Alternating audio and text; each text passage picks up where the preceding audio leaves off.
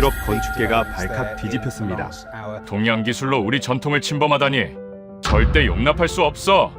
유네스코 자문위원 스벤 올센 교수가 300명의 청중 앞에서 한국인 며느리를 공개 망신 주었습니다. 40년간 북유럽 건축 순수성을 지켜온 67세 보수주의자. 그는 동양 기술을 절대 용납할 수 없었습니다. 하지만 2주 후 이 완고한 교수는 며느리 앞에서 무릎을 꿇었습니다. 150년 된 그의 저택에서 도대체 무슨 일이 벌어진 걸까요? 노르웨이 건축계를 뒤흔든 3000년 한국 기술의 역습. 지금부터 유럽 건축학회가 극찬한 그 충격적 반전을 공개합니다. 영상 시작 전에 구독과 좋아요 버튼을 눌러주시고 지금 이 이야기를 어디에서 듣고 계신지도 댓글로 알려주세요. 그럼 바로 시작할게요. 안녕하세요. 저는 스벤 올센입니다. 노르웨이 트로네임 건축대학에서 40년간 북유럽 전통 건축을 가르쳐온 67세 교수죠. 그리고 5년 전 한국인 여자를 며느리로 맞이한 시아버지이기도 합니다. 제 명함에는 여러 직함이 있습니다.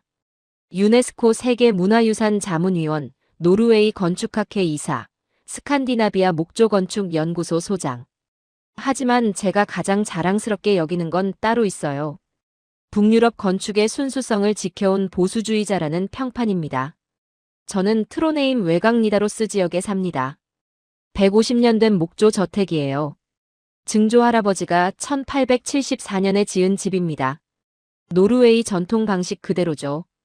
통나무를 겹겹이 쌓아 올린 라프테우스 구조, 가파른 경사 지붕, 손으로 깎은 목재 장식들. 이 집은 제 연구의 출발점이었습니다. 하지만 문제가 있었어요. 겨울입니다. 트론헤임은 노르웨이 중부에 위치해 있어서 겨울이 길고 혹독하죠. 11월부터 3월까지 영하 15도에서 25도를 오갑니다.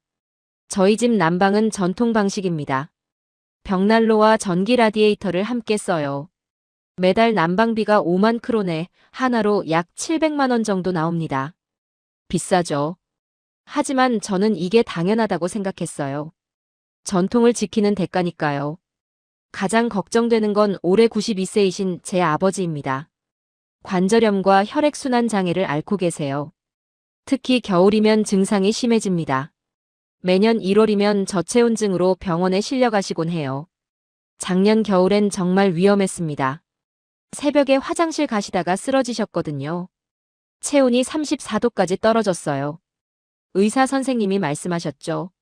이렇게 추운 환경에선 언제 무슨 일이 일어날지 모른다고. 그래도 저는 집을 바꿀 생각이 없었습니다. 150년 전통이에요. 증조 할아버지부터 4대가 지켜온 방식입니다. 현대식으로 개조한다?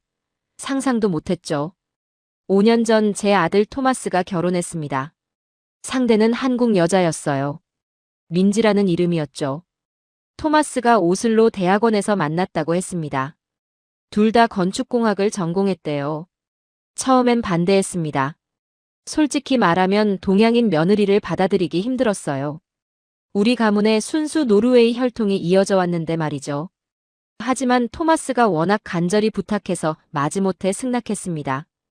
결혼식 날 민지를 처음 제대로 봤어요. 작고 조용한 여자였습니다.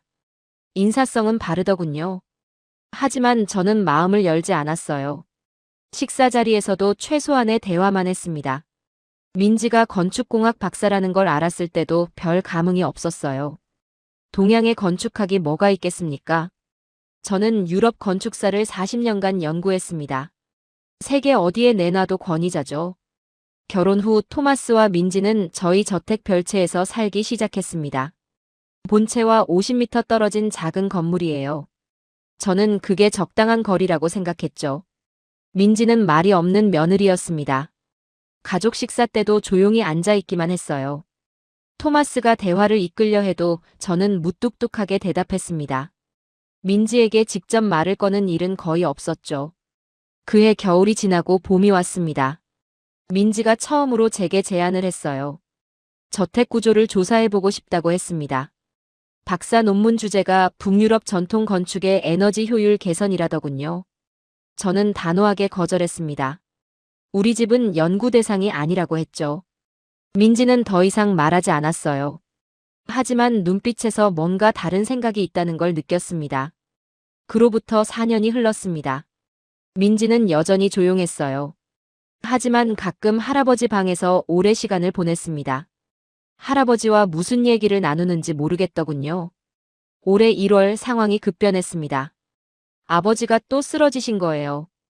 1월 15일 새벽 3시 비명소리에 잠에서 깼습니다. 아버지 방에서 들려오는 소리였어요. 저는 급히 2층으로 올라갔습니다. 방문을 열자 아버지가 침대 옆 바닥에 쓰러져 계셨어요. 온몸을 떨고 계셨죠. 체온계를 확인했습니다. 34.2도. 저체온증이었어요. 저는 즉시 구급차를 불렀습니다. 병원 응급실에서 5시간을 기다렸습니다. 토마스와 민지도 왔어요. 민지는 창백한 얼굴로 의자에 앉아 있었습니다. 오전 8시쯤 의사가 나왔습니다. 중년의 여의사였어요. 표정이 심각했습니다. 올센 씨, 따로 얘기 좀 하시죠. 복도로 나갔습니다.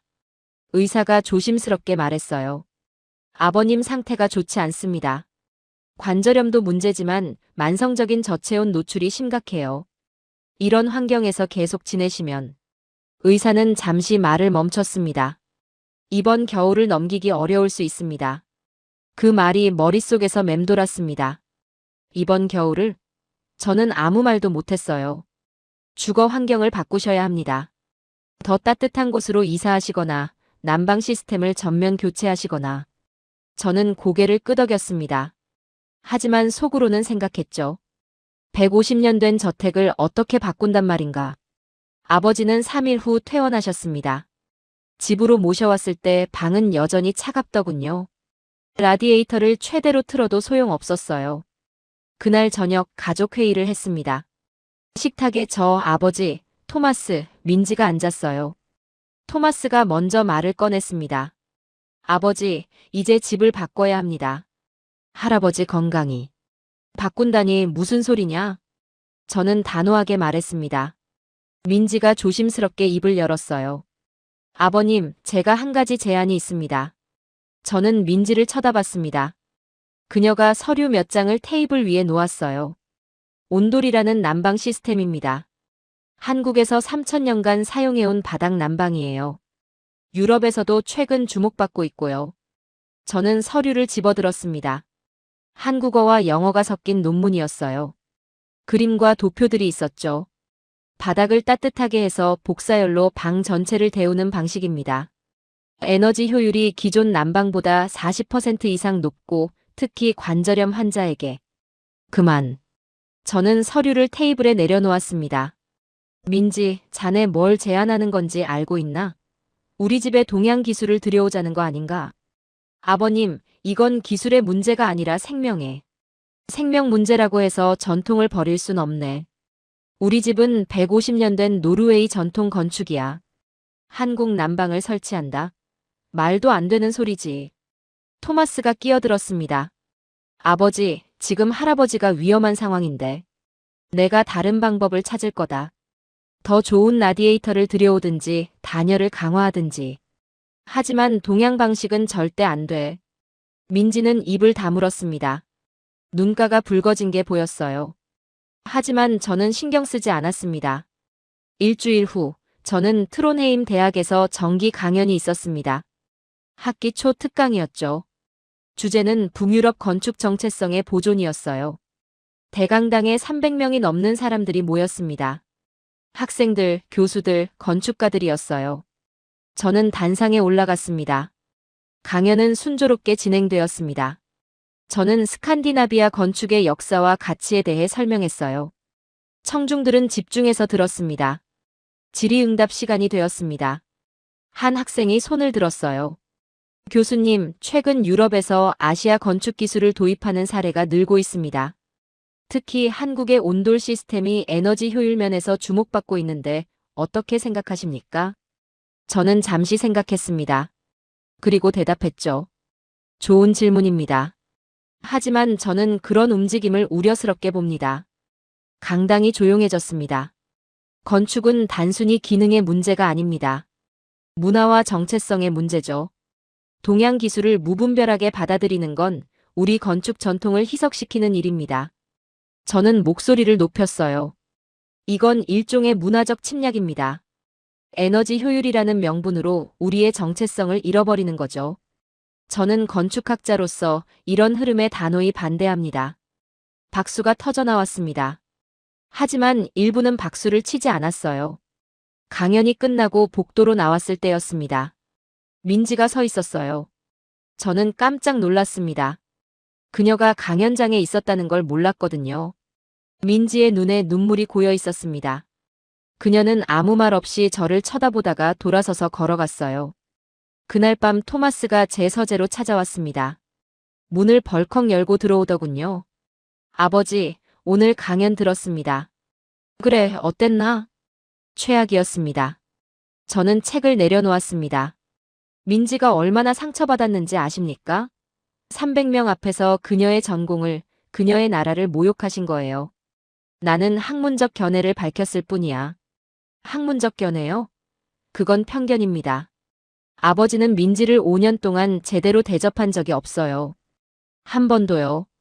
토마스의 목소리가 떨렸습니다. 할아버지가 돌아가시면 그때 후회하실 겁니까? 나가. 아버지. 나가라고 했다. 토마스는 문을 쾅 닫고 나갔습니다. 그날 밤 저는 잠을 이루지 못했습니다. 토마스와 다툰 지 사흘이 지났습니다. 그동안 저는 아들과 한마디도 나누지 않았어요. 식사 시간에도 마주치지 않으려 일부러 시간을 피했죠. 민지는 더 이상 본체에 오지 않았습니다. 예전엔 주말마다 아버지께 식사를 챙겨드렸는데 말이죠. 별채에만 머물렀어요. 아버지 상태는 나아지지 않았습니다. 침대에서 보내는 시간이 점점 길어졌어요. 식사도 절반만 하셨죠. 제가 방에 들어가면 손을 잡아주시곤 했습니다. 아무 말씀 없이요. 1월 25일 노르웨이 건축학회에서 연락이 왔습니다. 베르겐에서 열리는 연례 학술대회 기조연설 요청이었어요. 2주간의 일정이었죠. 주제는 제가 평생 연구해온 스타브 교회 복원 기술이었습니다. 저는 고민했습니다. 아버지를 두고 떠나도 될까? 하지만 이건 1년 전부터 준비한 발표였어요. 노르웨이 건축계 전체가 주목하는 자리였습니다. 결국 승낙했습니다. 토마스에게 문자를 보냈어요. 2주간 집을 비운다고 아버지 잘 모시라고 했죠. 답장은 오지 않았습니다. 출발 전날 저녁 아버지를 찾아뵀습니다. 아버지는 침대에 기대 앉아 창밖을 보고 계셨어요. 1월 말에 트론헤임은 오후 3시면 어두워집니다. 아버지, 제가 2주간 베르겐에 다녀옵니다. 아버지가 고개를 돌리셨어요. 눈빛이 흐릿했습니다. 토마스가 잘 모실 겁니다. 걱정하지 마세요. 아버지가 제 손을 잡으셨습니다.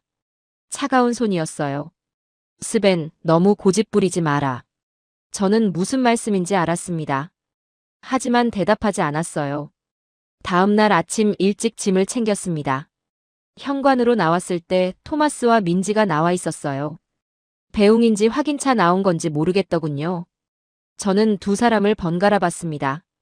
특히 민지를 똑바로 쳐다봤어요. 집은 절대 건드리지 말게. 150년 된 이 저택은 한치도 바꿀 수 없어. 민지는 고개를 숙였습니다. 네, 아버님. 저는 차에 올라탔습니다. 백미러로 저택을 봤어요. 2층 아버지 방 창문에 불이 켜져 있었습니다. 그때는 몰랐습니다. 제가 돌아왔을 때 모든 것이 달라져 있을 거라는 걸요. 제가 베르겐으로 떠난 그날 오후, 이 이야기는 민지에게서 나중에 들었습니다. 민지는 별채 거실에 앉아 노트북을 펴놓고 있었다고 해요.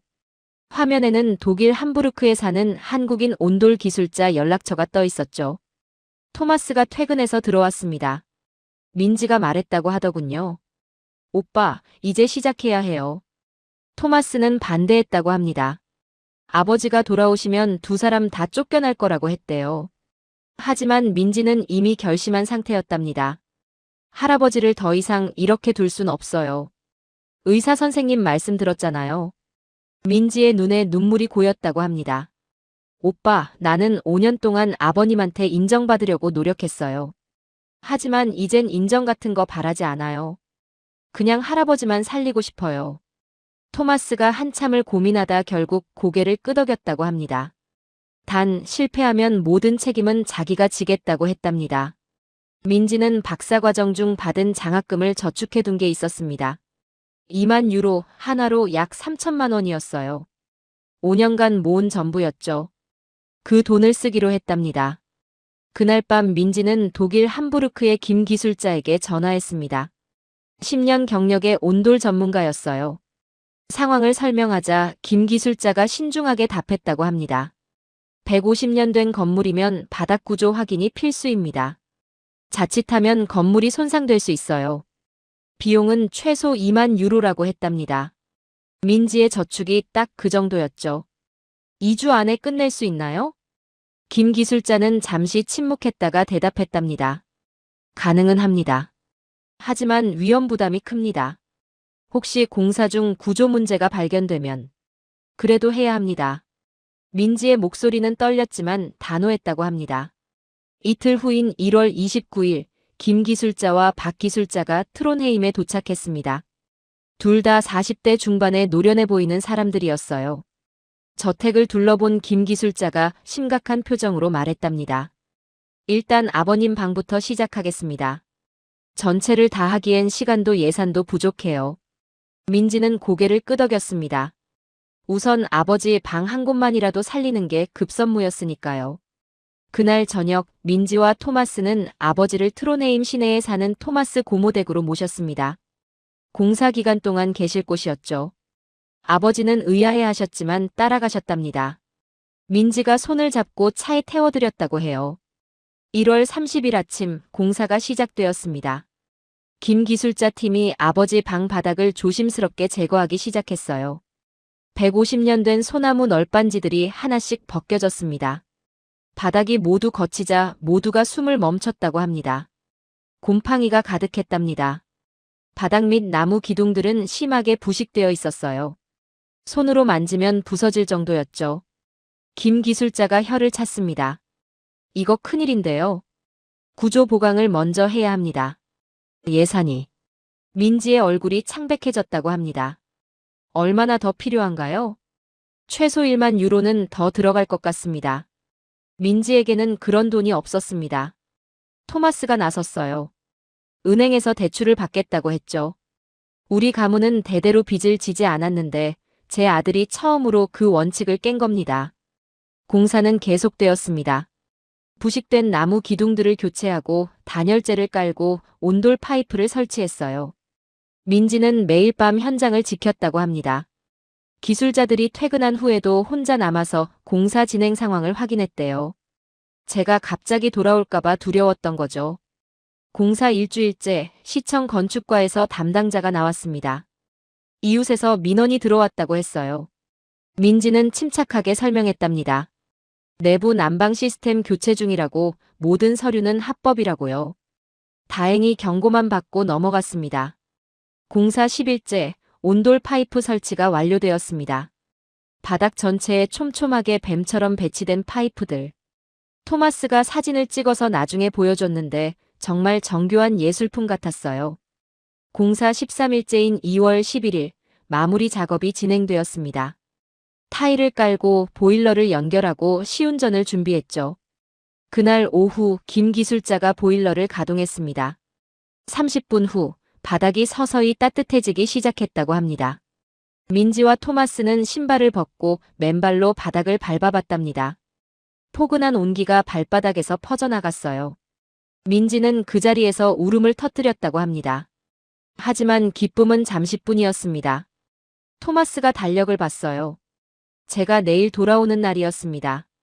그날 밤 두 사람은 거의 잠을 자지 못했다고 합니다. 베르겐 학술 대회는 성공적이었습니다. 제 기조연설은 호평을 받았어요. 스타브 교회 보건 기술에 관한 30년 연구 성과를 발표했죠. 여러 대학에서 공동 연구 제안이 들어왔습니다.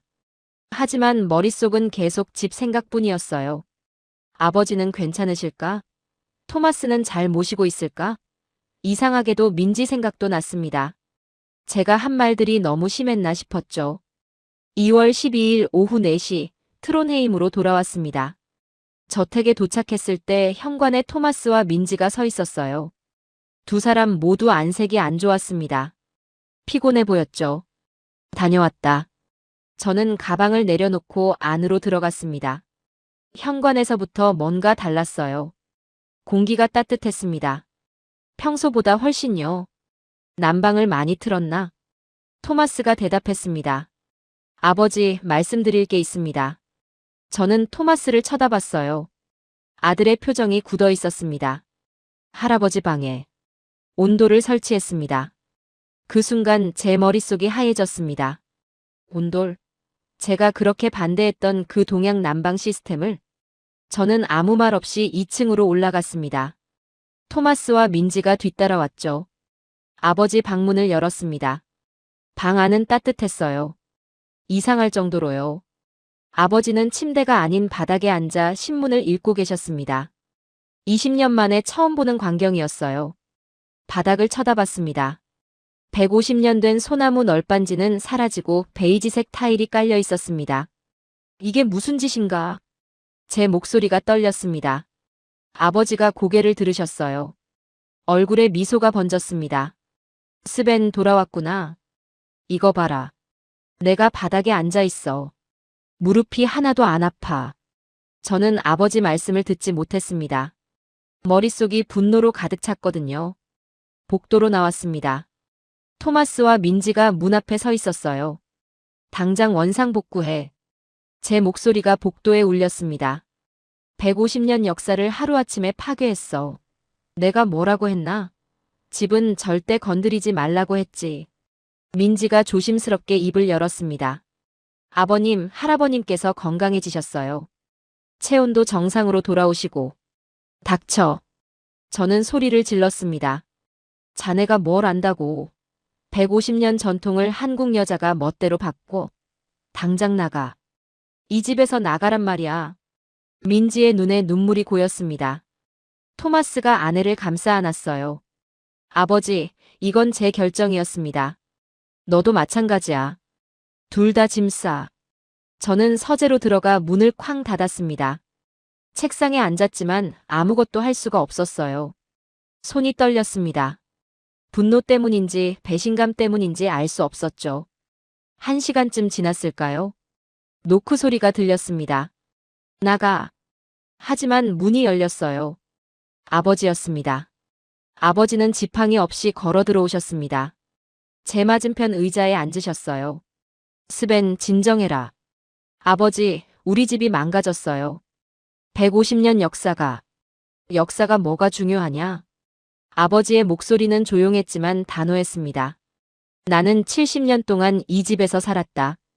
겨울마다 얼어 죽을 뻔했어. 매일 아침 무릎 통증 때문에 깨어났지. 화장실 가는 것조차 고통이었다고. 아버지의 눈에 눈물이 맺혔습니다.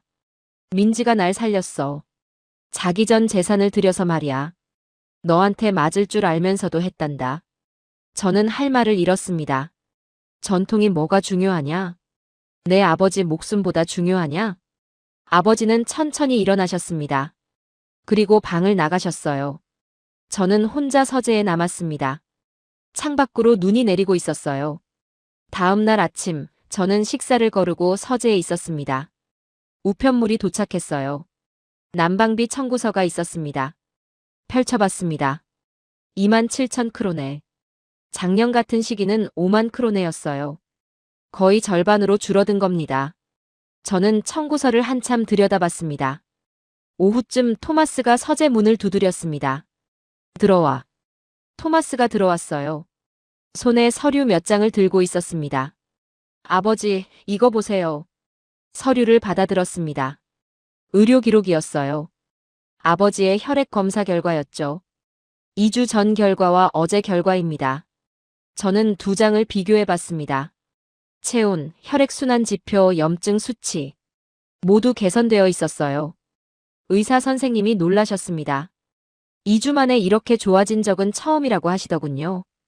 토마스가 또 다른 서류를 내밀었습니다. 민지가 작성한 보고서입니다. 온돌의 원리와 효과, 에너지 효율, 시공 과정이 다 들어있어요. 저는 서류를 받았지만 읽지 않았습니다. 아버지, 민지는 5년 동안 아버지께 인정받으려고 노력했어요. 하지만 아버지는 한 번도 그녀를 제대로 보지 않으셨죠. 토마스의 목소리가 떨렸습니다. 이번 일로 우리 부부는 집을 나갈 겁니다. 하지만 한 가지만 알아주세요. 민지는 할아버지를 정말 사랑했어요. 토마스가 나갔습니다. 저는 혼자 남아 서류를 펼쳤습니다. 민지가 작성한 한글과 영어가 섞인 보고서였어요. 온돌의 역사, 복사열의 원리, 에너지 효율 데이터, 관절염 환자에게 미치는 영향. 모든 게 논문 수준으로 정리되어 있었습니다. 마지막 페이지에 손글씨로 쓴 메모가 있었어요. 할아버지, 건강하세요. 그것만이 제 소원입니다. 민지 올림. 저는 서류를 내려놓았습니다. 그날 밤, 저는 아버지 방에 갔습니다. 문을 노크하고 들어갔어요. 아버지는 책을 읽고 계셨습니다. 침대가 아니라 바닥에 앉아서요. 저는 신발을 벗고 방 안으로 들어갔습니다. 맨발로 바닥을 밟았어요. 따뜻했습니다. 부드럽고 고른 온기가 발바닥에서 온몸으로 퍼져나갔습니다. 창가로 걸어가 봤어요. 평소라면 얼음장처럼 차가운 곳인데 똑같이 따뜻했습니다. 저는 바닥에 손을 댔습니다. 150년 된 소나무 바닥은 사라졌지만 이상하게도 위화감이 없었어요. 방 전체가 균일하게 따뜻했습니다. 라디에이터처럼 한쪽만 뜨겁지 않았어요. 구석구석 똑같은 온기였죠. 저는 한참을 그 방에 서 있었습니다. 밤 11시쯤 저는 별채로 걸어갔습니다. 토마스와 민지의 집이었죠. 문을 두드렸습니다. 토마스가 나왔어요. 민지 좀 불러주게. 민지가 나왔습니다. 눈이 붓고 있었어요. 저는 민지를 똑바로 쳐다봤습니다. 내일 아침 본체로 오게. 이야기 좀 하세. 민지는 고개를 끄덕였습니다. 저는 돌아서서 본체로 걸어갔습니다. 무언가 변하기 시작하고 있었습니다. 제 안에서요. 다음 날 아침 8시 민지가 본체로 왔습니다. 저는 서재에서 기다리고 있었어요. 민지는 조심스럽게 문을 두드렸습니다. 들어오라고 하자 그녀가 들어왔어요. 얼굴이 창백했습니다. 저는 민지에게 앉으라고 손짓했습니다. 그녀가 의자 끝에 걸터 앉았어요. 책상 위에는 민지가 작성한 보고서가 놓여 있었습니다. 저는 밤새 그 보고서를 3번이나 읽었어요. 온돌의 역사는 3000년 전으로 거슬러 올라간다고 했습니다. 한국의 고구려 시대부터 사용된 난방 방식이었죠. 아궁이에 불을 지펴 구들장을 데우는 원리였어요. 현대 온돌은 그 원리를 계승하면서도 과학적으로 진화했습니다. 보일러로 데운 물이 바닥 아래 파이프를 순환하며 복사열을 방출하는 시스템이었죠. 복사열의 장점은 명확했습니다. 공기를 데우는 대류 난방과 달리 물체와 사람을 직접 데워요. 에너지 효율이 40% 이상 높았죠. 또한 바닥 전체가 열원이 되기 때문에 온도 편차가 거의 없었습니다. 특히 관절염 환자에게 효과적이었어요. 따뜻한 바닥은 혈액순환을 촉진시키고 관절 주변 근육을 이완시켰습니다. 한국에서 진행된 임상 연구 데이터도 첨부되어 있었어요. 보고서는 단순한 기술 설명이 아니었습니다. 민지의 박사 논문 수준이었어요. 5년간 연구한 결과물이었죠. 저는 민지를 쳐다봤습니다. 그녀의 눈에는 두려움과 결의가 동시에 담겨 있었어요. 저는 입을 열었습니다. 사과의 말이 목까지 올라왔지만 나오지 않았어요. 40년간 쌓아온 자존심이 그걸 막았습니다. 대신 다른 말을 했습니다. 다른 방에도 설치가 가능한지 물었어요. 민지의 눈이 커졌습니다. 믿을 수 없다는 표정이었죠. 저는 설명했습니다. 아버지 방만으로는 부족하다고, 거실과 제 침실에도 필요하다고 했어요. 물론 비용은 제가 부담하겠다고 덧붙였죠. 민지는 한참을 저를 쳐다보다가 천천히 고개를 끄덕였습니다. 그날 오후 민지는 다시 김 기술자에게 연락했습니다. 추가 시공 견적을 받았어요. 거실과 침실 2곳, 약 60제곱미터였습니다. 비용은 25,000유로가 나왔죠. 저는 망설이지 않고 승인했습니다. 제 연구 자금 계좌에서 돈을 이체했어요. 2월 20일, 두 번째 공사가 시작되었습니다. 이번에는 제가 직접 지켜봤어요. 김 기술자와 박 기술자가 다시 왔습니다. 저는 처음으로 그들과 제대로 대화를 나눴어요. 김 기술자는 독일에서 10년간 일해온 베테랑이었습니다. 유럽 전역의 온도를 시공한 경험이 있었죠. 그는 한국 전통 기술과 유럽 건축의 융합에 대해 이야기했어요. 바닥을 뜯어내는 과정을 지켜봤습니다. 거실 바닥 아래에서도 부식된 나무들이 나왔어요. 150년 동안 방치된 습기와 열 손실의 결과였죠. 김 기술자가 보여준 단열재는 놀라웠습니다. 두께 5cm밖에 안 되는데 열 차단 효과가 기존의 3배라고 했어요. 한국에서 개발된 신소재였습니다. 온돌 파이프가 설치되는 과정도 지켜봤어요. 1cm 간격으로 촘촘하게 배치되는 파이프들. 뱀이 기어가듯 구불구불한 패턴이었죠. 이게 가장 효율적인 열 분산 방식이라고 했습니다. 보일러 시스템도 인상적이었습니다. 기존 난방 시스템과 완벽하게 통합되어 있었어요. 필요에 따라 온돌만, 라디에이터만 또는 둘 다 사용할 수 있었죠. 공사는 2주가 걸렸습니다. 그동안 저는 매일 현장을 찾았어요. 민지도 함께 있었습니다. 민지는 공사 과정을 꼼꼼히 체크했어요. 기술자들과 한국어로 대화하며 세부 사항을 조율했죠. 그녀의 전문성이 드러나는 순간이었습니다. 저는 처음으로 민지를 제대로 보게 되었습니다. 5년간 며느리로만 봤던 여자가 아니었어요. 그녀는 뛰어난 건축공학자였습니다. 3월 5일 공사가 완료되었습니다. 시운전 날이었어요. 김 기술자가 보일러를 가동했습니다. 저는 거실 바닥에 서서 기다렸어요. 민지와 토마스, 아버지도 함께 있었습니다. 15분쯤 지나자 바닥이 미지근해졌습니다. 30분 후에는 확실한 온기가 느껴졌어요. 1시간 후 거실 전체가 포근한 따뜻함으로 가득 찼습니다. 저는 거실 구석구석을 걸어 다녔습니다. 창가도, 문 앞도, 소파 아래도 모두 똑같은 온도였어요. 온도계로 재봤더니 어디든 섭씨 22도였습니다. 가장 놀라운 건 공기의 질이었습니다. 라디에이터를 쓸 때는 공기가 건조하고 답답했어요. 하지만 온돌은 달랐습니다. 공기가 부드러웠죠. 복사열은 공기를 직접 데우지 않기 때문이라고 했습니다. 저는 신발을 벗고 맨발로 바닥을 밟았습니다. 발바닥에서 시작된 온기가 종아리, 허벅지, 온몸으로 퍼져나갔어요. 67년 인생에서 처음 느껴보는 따뜻함이었습니다. 그날 저녁, 저는 제 침실에서 첫 밤을 보냈습니다. 온돌이 깔린 방에서요. 침대에 누웠습니다. 바닥에서 올라오는 온기가 침대를 데웠어요. 이불을 덮지 않아도 따뜻했습니다. 40년간 겨울밤마다 이불을 2겹씩 덮고 잤습니다. 그래도 추웠어요. 새벽이면 추위에 깨곤 했죠.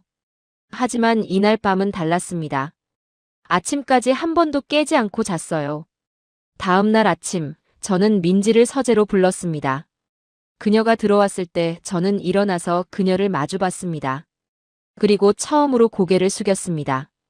5년 동안 며느리를 제대로 대하지 못했다고 편견 때문에 그녀의 전문성을 무시했다고 말했어요.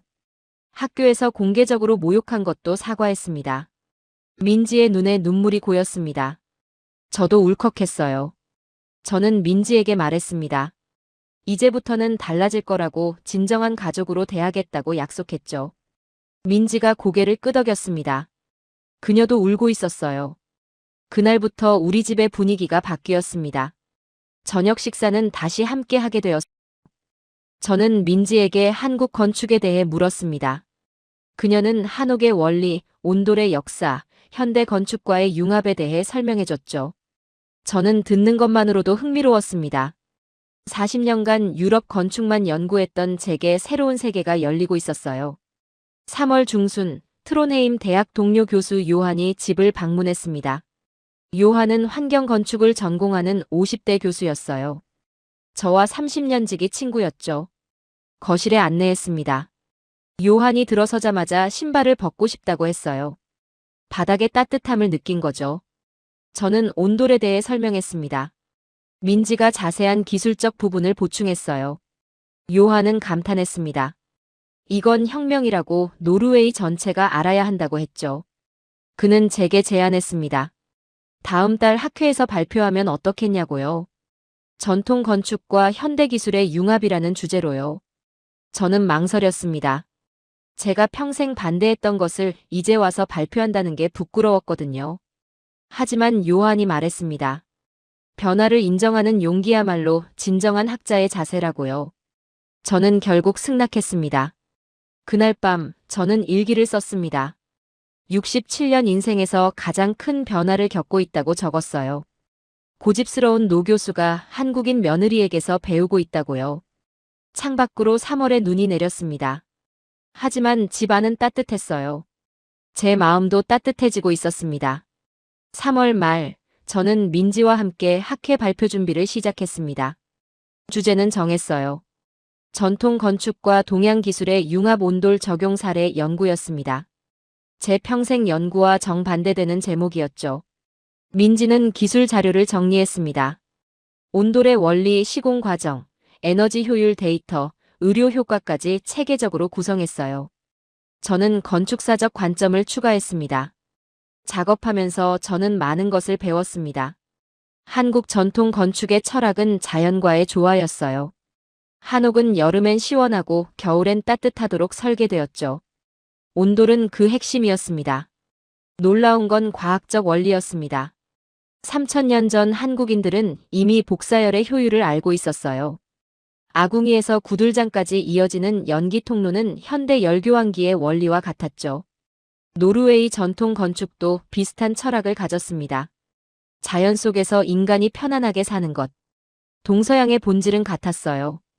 4월 15일, 트론헤임 건축학회 정기 세미나가 열렸습니다. 대학 강당에 200명이 모였어요. 교수들, 건축가들, 학생들이었습니다. 저는 단상에 올랐고 민지는 제 옆에 섰어요. 발표를 시작했습니다. 먼저 제 실수를 인정했어요. 편견 때문에 좋은 기술을 거부했다고, 가족의 고통을 외면했다고 말했죠. 청중들은 조용히 들었습니다. 일부는 놀란 표정이었어요. 완고하기로 유명한 스벤 올센이 자기 잘못을 인정하다니요. 이어서 아버지의 건강 변화를 설명했습니다. 체온, 관절염 지표, 난방비 절감 데이터를 보여줬어요. 숫자는 명확했습니다. 민지가 기술적 부분을 설명했습니다. 온돌의 원리, 시공 과정, 에너지 효율 비교를 차근차근 풀어냈어요. 그녀의 발표는 전문적이면서도 이해하기 쉬웠죠. 마지막으로 저는 결론을 내렸습니다. 진정한 전통은 과거를 박제하는 게 아니라 미래를 위해 진화하는 것이라고요. 발표가 끝나자 박수가 터져 나왔습니다. 기립박수였어요. 질문이 쏟아졌습니다.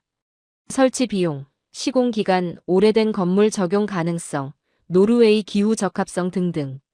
저와 민지는 30분 넘게 질의응답을 했습니다.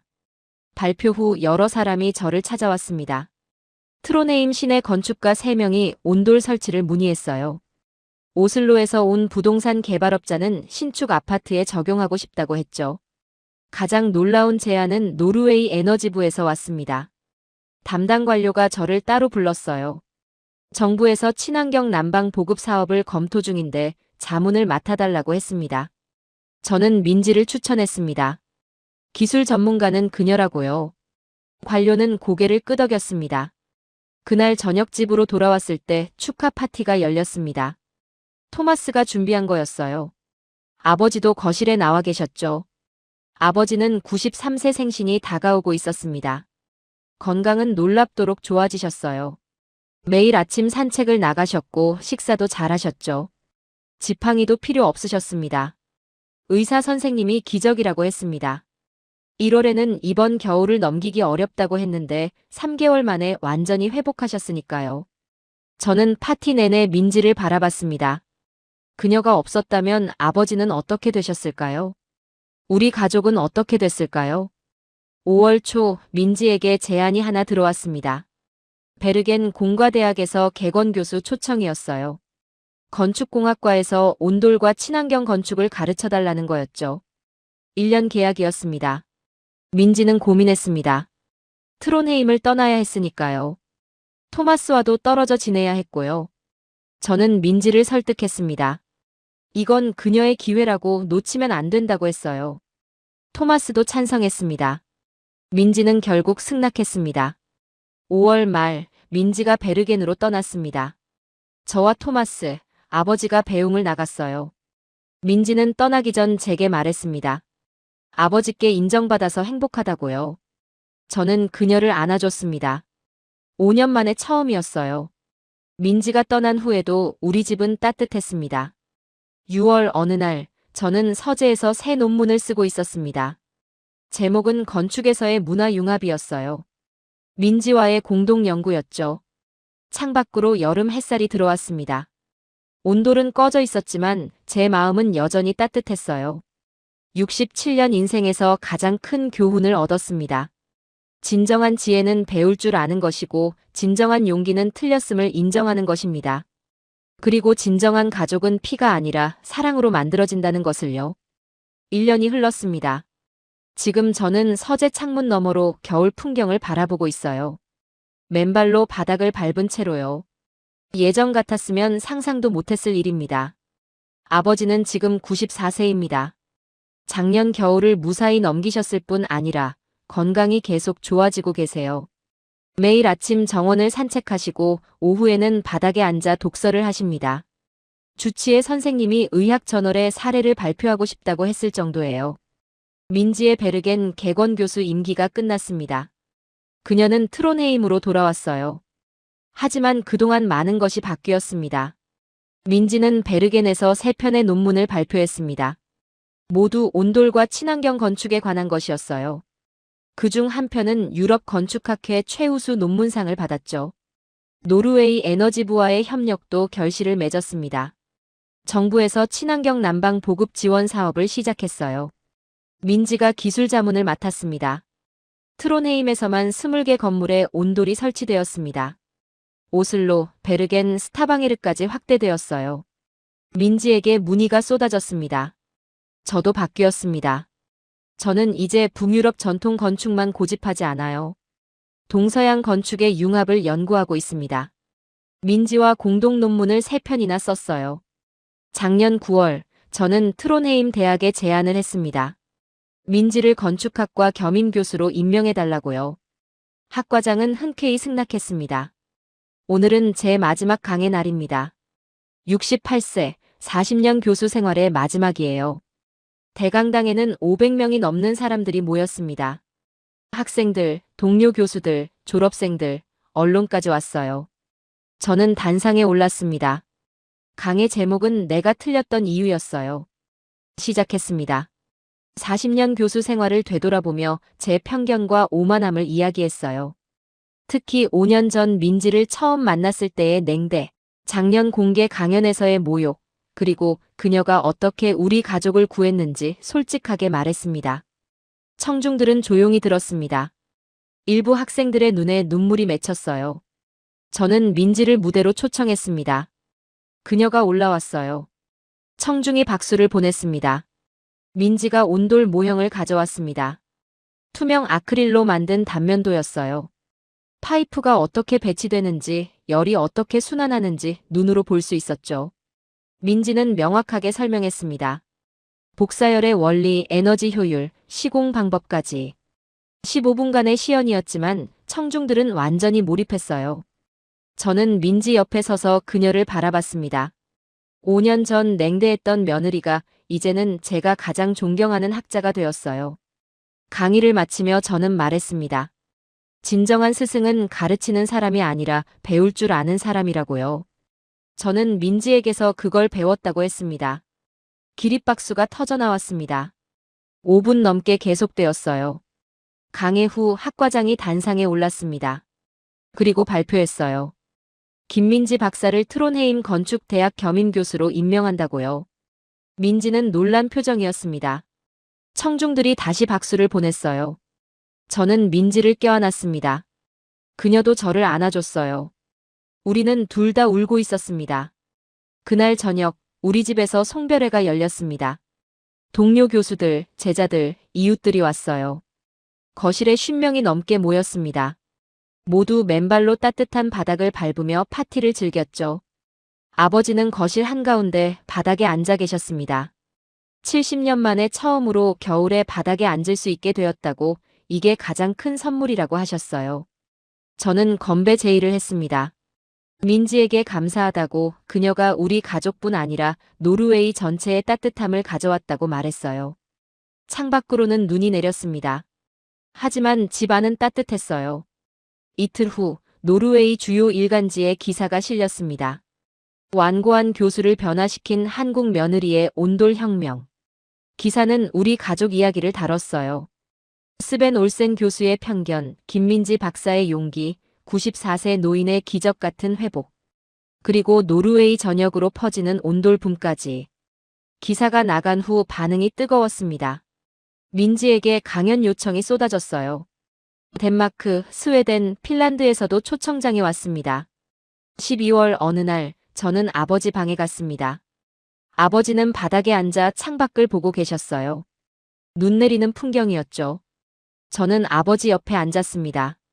우리는 한참을 말없이 눈을 바라봤어요. 아버지가 제 손을 잡으셨습니다. 따뜻한 손이었어요. 아버지는 말씀하셨습니다. 94년 인생에서 가장 따뜻한 겨울이라고요.